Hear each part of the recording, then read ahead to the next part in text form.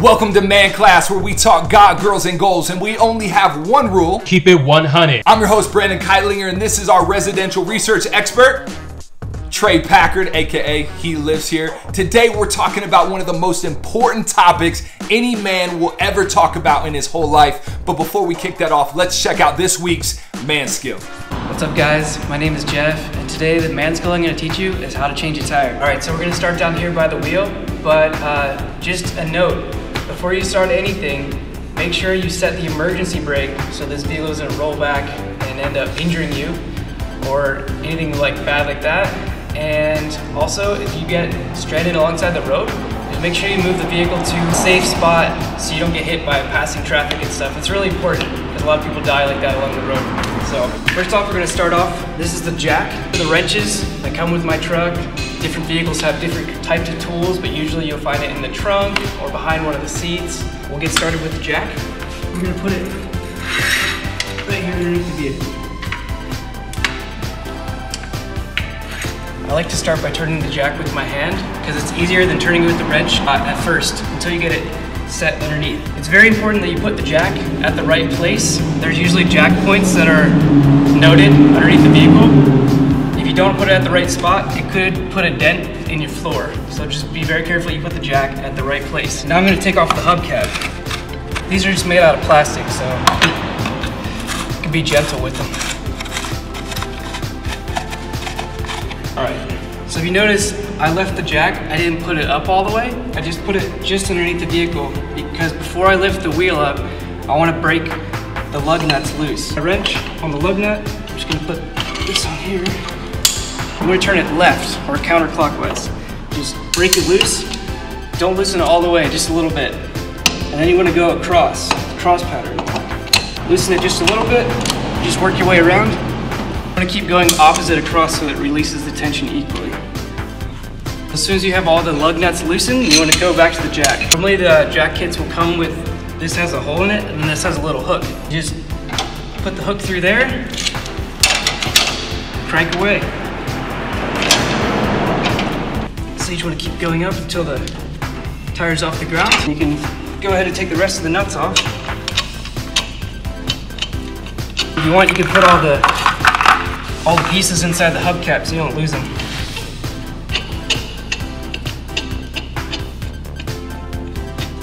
You can actually remove the wheel. So there we go. That's how we get the wheel off. Now, when you're out on the road, you're gonna have to get to your spare tire. So it might not be like this on your vehicle, but on mine, the spare tire is actually underneath here. And I have to access it by attaching these two together. And you actually engage it with this in here. Now you just want to put this on. Let's see. You want to keep going until it fully releases. There's a little, this piece holds the spare tire up. There you go, my rusty old spare tire. So you would bring your spare tire up here to the front. It's pretty much reverse of taking it off, with only a few differences. First you gotta make sure you line up the studs with the holes in the wheel, and then you can start by putting the lug nuts on. Now if you wanna move the camera closer, you can see this edge is rounded, and it sits inside this little rounded part. It's very important that it goes on this way. You can't put it on this way. That's backwards. You have to put it this way. So I like to start by putting one on as tight as I can with my hand. And I'll pull the wheel, put the second one on. I'm gonna go across. It's really important to use the cross pattern because if the wheel gets on crooked, as soon as you get out on the highway, it's gonna start wobbling. Put this one on, and then I'll actually pull the wheel this way to pull it all the way back in, so that I can get tight with my hand. I'm gonna start with the wrench on the first lug nut. You wanna turn it right or clockwise to make it tight. So you just wanna hold the wheel and just make it sort of tight. And then go across, a little bit tight. And then remember how we loosened the nuts before we put the jack up? We're gonna put the jack down and then we'll tighten these the rest of the way. So to put the jack down is just the opposite. You just keep turning it until it gets loose. slide it, move it out of the way. We can finish tightening these. Whenever I tighten these, I usually like to make it so that I can push down to tighten it. That way my body weight helps me to get extra force behind it, so I'm not kind of pushing it in an awkward way. So I'll just tighten it down and then go across the wheel again. So now the wheel's back on. I'll put the hubcap on later on, but that's how you save your date or your day with the guys at the beach. Today we're kicking off Man Class with one of the most important conversations you will ever have in your life, and that is this: what do you believe about God? While it might be easy to roll your eyes at the mention of God, the truth is that every great man has had to wrestle with what they believe about God. I'm up here to say thank you to God for giving me this ability. I just want to do God's will. Seek first His kingdom and His righteousness. I have great relationship with God. Put my identity in, what Christ says, who He thinks I am. I'm here today because God has brought me here. Jesus has brought me here. The way I look at my relationship with God and with Jesus is God is great. Don't get no simpler than that, bro. Glory be to God. God up top all the time, real talk, My job is to spread the gospel, to let people know what Jesus has done for me. Where has your perception, your ideas, the way you approach God come from? Have you been influenced by your parents, from your friends, the books you've read, the music you listen to?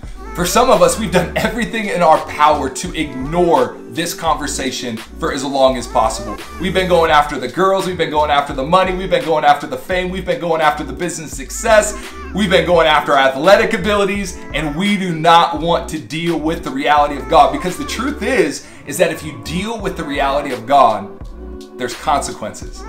The reason there's consequences is because what you believe about God impacts every area of your life.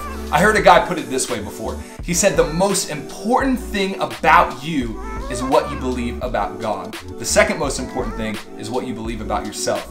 Because ultimately, what you believe about God will dictate what you believe about yourself, what you believe about the world, and what you do and do not do with your life. Only God can judge me. Now, like I mentioned, some of us have done everything we could in our power to just completely ignore God, while others of us, we've had a belief in God or an opinion about God, but that opinion or that belief has been greatly determined by the fathers in our life, the fathers not in our lives, or simply the religious experiences we've had up until this point. Some of us, without even knowing it, have projected the face of our Father onto the face of God. Meaning, when we think about God, we think of rejected, walked out, angry, disengaged, distant. We have all these thoughts that are so tied to our Father experience, whether they were there, not there, whether they cared for us, didn't care for us, whether they themselves believed in God or didn't believe in God. And it's greatly tied to that. For others of us, other things have shaped our perception of God. One of the wisest men who ever lived, who had all the money in the world, had over 900 women he could have slept with at any time. He was a king of a nation. At the end of his life, he said that everything in life was pointless, was worthless, because everybody ends up dying. But he said that the meaning of life was actually tied to the way you perceive and follow God. No matter where you might be in this journey, I want to give you some encouragement. As a man, what you believe about God matters. And so having this conversation with yourself and with other people is actually really important towards your journey of manhood. And I want you to know this. You might see God looking a whole lot like your dad or looking a whole lot like other things that you've heard. But the truth is that in the Bible, God says this about himself. He says, "You will seek me and you will find me when you seek me with all your heart." Meaning, if you choose to go after this thing, if you choose to see, man, if God is real, he can be known and he wants to be known, and I want to know him, then that would change everything. If you choose to go after that, God promises that you will find what you're looking for if you go after it. Now, you might have heard the name Jesus before. Now, here's one thing you might not have realized, is that Jesus claimed to be God in flesh as a man. The reality is that God so wants to be known by you that he chose to come and live as a man so you can actually know him and see what he cares about, what he's like, what he says, his nature, and what he thinks about you. Now, fellas, I want to invite one of my friends to come and share their story about how they came to know God and what that meant for their manhood. Trey, It's time to raise that shade!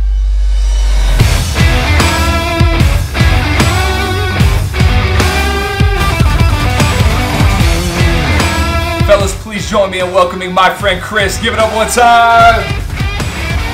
So our question for Chris is this. Chris, when you were 11 years old, your parents got a divorce and it impacted your life in a great way. But on your journey, you came to know God.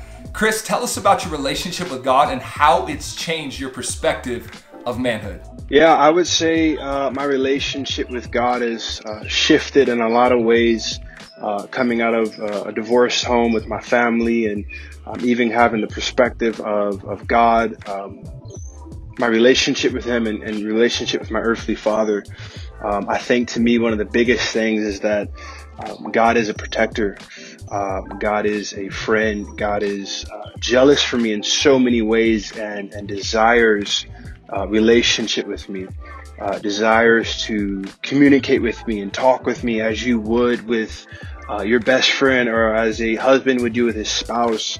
I've started to realize in my journey and my walk with Jesus how simple it was to communicate to Him.